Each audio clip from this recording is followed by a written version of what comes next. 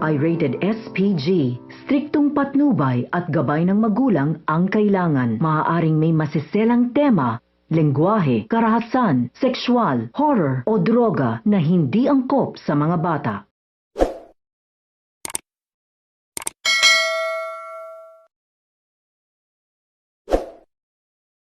Hello mga kapuso and magandang hapon po sa iyong lahat.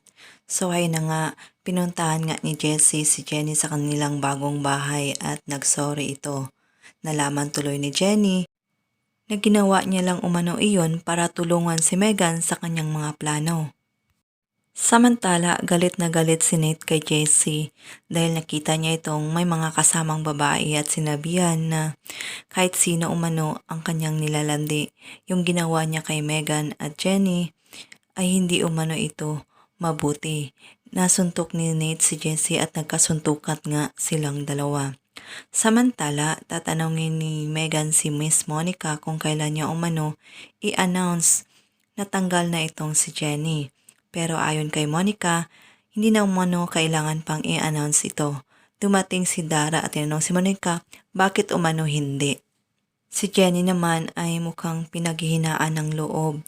Nasambit niya kasi na grabe umano sa isang iglap na wala umano ang pinapangarap niya.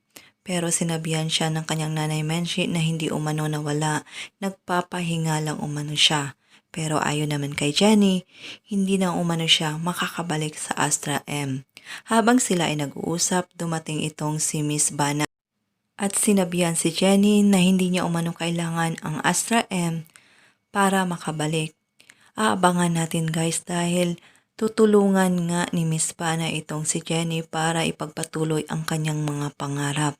Magsosolo na nga ito. Pagsisiha naman kaya ni Miss Monica ang kanyang pagtanggal kay Jenny sa Yumi. Lahat ng yan ay ating aabangan mamaya. Maraming salamat po sa walang sawang panonood. God bless.